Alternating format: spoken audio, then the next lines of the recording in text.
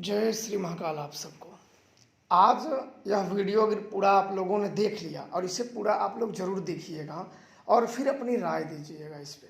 सब लोग आप लोग तंत्र साधना सीखना चाहते हो, मंत्र सीखना चाहते हो और जल्दी से जल्दी सिद्धि ट्रांसफर लेना चाहते हो तो आज सुन लो, ध्यान से इस वीडियो को देख लेना। आप लोगों के काफ़ी डाउट क्लियर होने वाले हैं इसमें और काफ़ी चीज़ आप समझ जाओगे। सबसे पहले करते हैं शमशान साधनाओं के।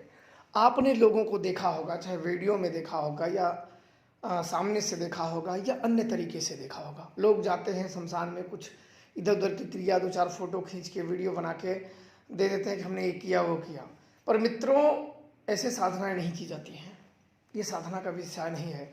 साधना, शमशान साधना ऐसे नहीं की जाती है। और बहुत लोग बोलते हैं कि मैंने शमशान जाके आया, मुझे कुछ नहीं हुआ। तो आप लोग मुझे एक बात बताइए कि शमशान में आपका कोई दुश्मन तो बैठा नहीं कि आप गए तुरंत मार दे। उन शक्तियों का एक नियम होता है, उनका एक सीमाएं होती हैं। जब तक आप उनका नुकसान नहीं करोगे या उनकी क्रियाओं में या उनकी शांति में बाधा नहीं डालोगे, तब तक आपका कुछ नहीं करेंगे। आप वहाँ से जाओ, जो करना है चले आओ, वो कुछ नहीं करेंगे। तो ये गलत फहमी निकाल दीजिए कि वहाँ गए और हमें कुछ नहीं हुआ, ऐसा कुछ नहीं होता है। ये बात नहीं है। इसके लिए विधि विधान की जरूरत पड़ती है। और विधि और विधान, विधि होता है जो शॉर्टकट होता है, जो कम शब्दों में होता है, और विधान जो बड़े लंबे चौड़े होते हैं। और इसके लिए सर्वप्रथम अघोर साधनाओं में सिद्धि प्राप्त करने के लिए आपको विधान की आवश्यकता पड़ती है। और वह परम गुरु होना चाहिए, परम सिद्ध गुरु होना चाहिए, जिसे वहाँ की सिद्धियां प्राप्त हो। और जिसे सिद्धियां नहीं प्राप्त है, वो किसी भी द्वारा, आप चाहे 1 करोड़ अरबों चाहे पूरी दौलत उसे लुटा दो, किसी भी प्रकार की कोई भी सिद्धियां नहीं दे सकता है वो। अब यहाँ बात आती है कि लोग शमशान में कोई साधना कराते थे, अनुभव हुए। तो अनुभव इसलिए होते हैं कि जो दुष्ट प्रेत आत्माएं जो जागी होती हैं पहले से, वो तुम्हारा काम नहीं करेंगी, बशर्ते तुम्हारा पूजा लेके खाने के लिए आती हैं। और ज़रूरत पड़ने पे अगर तुमने वचन ले लिया, किसी मूर्ख व्यक्ति के, इंसानों के कहने पे जाके अगर आपने वचन उससे ले लिया या सिद्ध करने का प्रयास किया, तो आप उसको अपने घर लेके जाओगे, उस प्रेत आत्मा को अपने घर लेके आ जाओगे और वह दूषित आत्मा आपके घर में जाके तांडव मचा देगी। शमशान सिद्धि करने से पहले बहुत सारे नियम मानने बहुत जरूरी होते हैं, जो साधना काल में जो गुरु द्वारा ही सशक्त होते हैं। सर्वप्रथम गुरु के प्रति पूर्ण विश्वास और श्रद्धा होनी चाहिए। जिसके पास गुरु के प्रति पूर्ण श्रद्धा और विश्वास नहीं है, वो निर्बुद्धि अगर यह क्रियाएं करेगा तो सबसे पहले तो किसी भी आत्माओं को जगा नहीं पाएगा। और कोई दुष्ट आत्मा उस शमशान में पहले से जागी है तो उसका और उसके परिवार का सर्वनाश कर देगी, उसके घर में वो तांडव करने लगेगी। इसीलिए आप लोगों ने सुना होगा, वे लोग बोलते हैं कि ये ओझा था या तांत्रिक बनता था, ये बनता था, शुरू में लोगों का इलाज करता था और अब ये इसकी शक्तियां बंद गई हैं, रुक गई हैं। तो उसने क्या हुआ कि वह वाई के चक्कर में ऐसे प्रयोग कर लिए जो उसके कैपेसिटी या उसकी जानकारी से बाहर था। जब लोग गुरु की महिमा गाने लगते हैं कि गुरु आप महान हो, महान हो, तो उस महान के चक्कर में आप ऐसे काम कर दोगे जिसका मार्ग ही आपको ज्ञात न हो। क्योंकि झूठ ज़्यादा समय तक टिक नहीं सकता है और झूठ से कई जिंदगियां बर्बाद हो जाती हैं, कई जिंदगियां जोखिम में चली जाती हैं, कई जिंदगियां बर्बाद चली जाती हैं। आप पैसे भी दोगे और दूसरे अपनी ज़िंदगी भी दांव पे लगा दोगे और अपना तो लगाओगे, अपने परिवार का भी प्राण दांव पे लगा दोगे। क्योंकि जिसका इस में कोई कसूर नहीं, आपको शक्तियां प्राप्त करनी है, वो विषय आपका था, आपने गुरु ढूंढा। तो आपको क्या लगता है कि गुरु ऐसे ही सिद्धियां देने लगेंगे, हाँ आओ नवरात्र में ये इसमें आओ या उसमें आओ या अन्य यहाँ से सिद्धियां कराई जाएंगी, ये करा जाए? ऐसे शक्तियां नहीं दी जाती हैं बिना जांचे परखे। और वहीं लोगों को शक्तियां दी जाती हैं जो इनका कीमत समझता है और अपना भी भला कर सके और दूसरों का भी भला कर सके। और शमशान में जाओगे तो कई दिन और कई रात के बाद ये धीरे धीरे प्रेत शक्तियां जागने लगती हैं।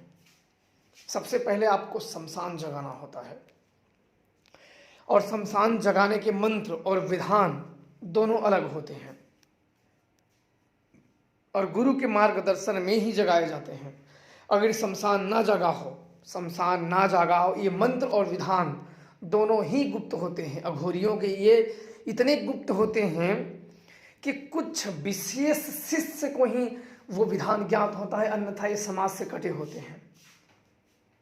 समाज इनके नाम पे सिर्फ जीते खाते हैं। जिस दिन इन शक्तियों को जगा लिया जाए ना, उस दिन कुछ भी किया जा सकता है, कुछ भी किया जा सकता है। अगर लग गए तो कुछ भी किया जा सकता है। किसी के भविष्य देख के उसके जिंदगी के व्यक्ति के भविष्य के साथ छेड़छाड़ किया जा सकता है। किसी व्यक्ति का भविष्य जान लो कि इसके आगे ये होने वाला है, तो प्रेत शक्तियों या अन्य शक्तियों से वहाँ आगे के लिए भेज दिया जाता है और उसके भविष्य के साथ छेड़छाड़ करके उसके भविष्य में समस्याओं को, दुख को जन्म दे दिया जाता है। और रही सिद्धि ट्रांसफर, तो आपको क्या लगता है? सिद्धि ट्रांसफर आप लोगों को क्या लगता है? किसी ज्ञानी व्यक्ति ने बोल दिया कि सिद्धि ट्रांसफर देते हैं, तो उस व्यक्ति का सभी लोग कॉपी कर लिए, सब सिद्धि ट्रांसफर करने लगे। अगर एक व्यक्ति इसमें से खड़ा होकर कहे कि ब्रह्मा जी को मैंने एक को ट्रांसफर किया, तो 1 महीने बाद देखो 20 जन ब्रह्मा जी को ट्रांसफर करने आ जाएंगे, बेचने आ जाएंगे। पैसा दो, ब्रह्मा के ले लो, विष्णु को ले लो, शिव को ले लो। मैं क्यों नहीं ये सब करता हूँ? क्योंकि हम लोग इतने नीचे नहीं गिर जाते हैं कि ये भगवान को ही बेचना बाकी रह गया हो। किसी की रोआ तकलीफ करके और झूठ बोल के सब काम नहीं किए जाते हैं। जो करो अपने मेहनत का लो, कोई बात नहीं, अपने मेहनत का लो, पर किसी का रोआ तकलीफ करके मत लो। क्योंकि व्यक्ति दुखी होता है तभी आते हैं। और आज लोग क्यों परेशान है, क्यों रो रहे हैं? जानकारों के पास, ओझाओं के पास या गुनियों के पास जाके क्यों रो रहे हैं? क्यों? क्योंकि ये सब खोखले हैं। नहीं तो भाई जानकारी व्यक्ति को है, ईश्वर के जो सच्चे भक्त हैं, तो कम से कम भूत तो हटा ही सकते हो। अगर उसकी मानसिक समस्या है तो वो भी तो बता सकते हो कि आपको भूत नहीं है। पर एक बात और है, लोगों की मानसिकता इतनी गिर चुकी है। मैं अपने अनुभव बताता हूँ कि लोगों को, अगर मैंने खुद शक्तियों को भेजा और उनको देखा गया, उनको भूत नहीं थे, तो मैं सोचा कोई बात नहीं, भूत नहीं, कि खर्चा को बचाया जाए। तो एक आगे आपको भूत प्रेत बाधा नहीं है, आप दवा कराइए। तो कहे महाराज जी आप ठीक से देखिए, मतलब कि आपको कैसे भी करके भूत बोलना है, आप अभी सही से नहीं पहुंच पाए, आप सही से देखिए। तो लोगों की मानसिकता स्वयं गिरी हुई है। तो जब लोग ही सुधरना ना चाहें तो कोई क्या कर सकता है?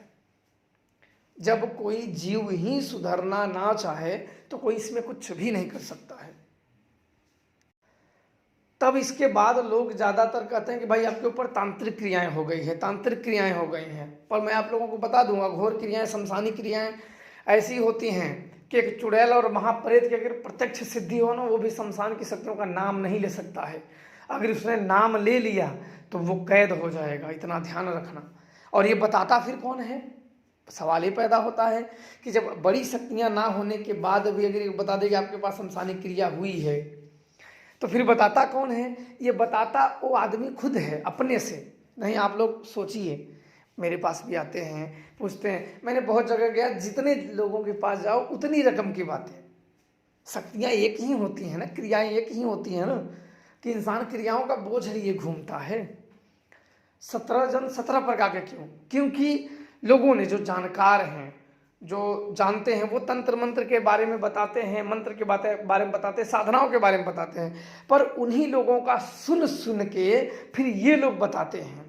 पर अघोर क्रियाओं के बारे में, मेन साधनाओं के, इसी के बारे में तो ज्ञात नहीं है। क्योंकि यहाँ पे आपको मेन क्रियाएं मिलेंगी ही नहीं, कोई बताना ही नहीं चाहता, इसलिए उसके नाम पे कोई कर ही नहीं पा रहा है। अगर उसको बता दिया जाए तो उसके भी नाम पे शुरू हो जाते हैं। मेरे गुरुदेव मुझे साथ लेके जाते थे ये क्रिया कराने के लिए, पर इसीलिए मैं नहीं बता रहा हूँ कि इसका भी लूटपाट लंबे स्तर पे होने लगेगा।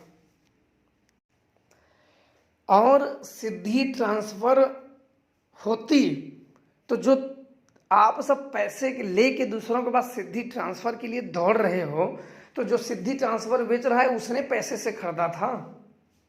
सिद्धि ट्रांसफर, सिद्धि का मतलब, सिद्धि तो पहले हो, इतने जल्दी जीवन बीत जाते हैं, 12-14 साल कितने लग जाते हैं, तब सिद्धि होती नहीं, होती भी नहीं है। और सिद्धि ट्रांसफर सिद्धि का मतलब होता है, ट्रांसफर का मतलब होता है कि शक्तियों को प्रत्यक्ष खड़ी कर दो, सिद्धि ट्रांसफर, मुझे सिद्धि हो गई।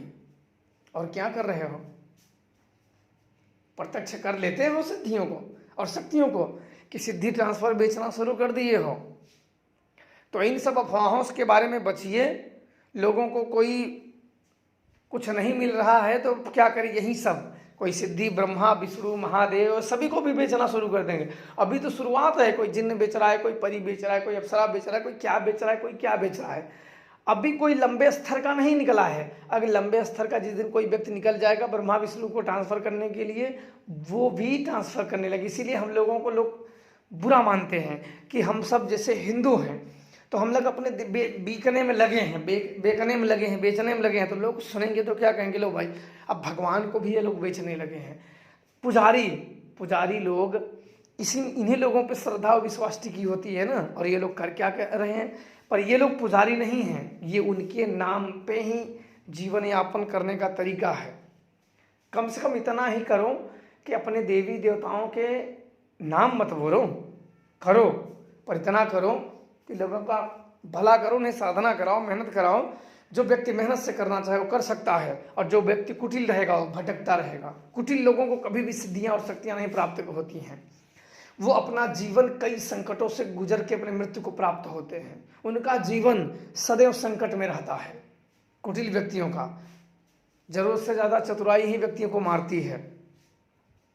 और शमशान में विधान की जरूरत होती है, एक लंबा चौड़ा विधान की। और कई वर्षों तक शमशान में जाके वो तपस्या करनी पड़ती है, वो साधनाएं करती पड़ती हैं और साधना के नियम मानने पड़ते हैं। और अगर तुम्हारा गुरु सिद्ध नहीं है वहाँ का, तब समझो कि आप वहाँ की कभी सिद्धि नहीं कर पाओगे। जिस दिन प्रेत को जगा भी लिए अड्डे बड्डे क्रियाएं करके, तो मारे जाओगे, गुरु भी मारा जाएगा और तुम भी मारे जाओगे। ना तो 9 दिन में कोई सिद्धियां प्राप्त होती हैं, इसके लिए कई वर्ष लग जाते हैं, कई वर्ष। इसलिए यहाँ वहाँ भटकने की जरूरत नहीं है। भटकोगे रोगे, भटकोगे और रोगे। शक्तियाँ श्रद्धा से भक्ति करोगे, एक न एक दिन मिलेंगी। और यहाँ वहाँ सोचोगे यहाँ जाके मिल जाए, वहाँ जाके मिल जाए, तो कहीं कुछ नहीं मिलने वाला है। जाके देखो और भटको।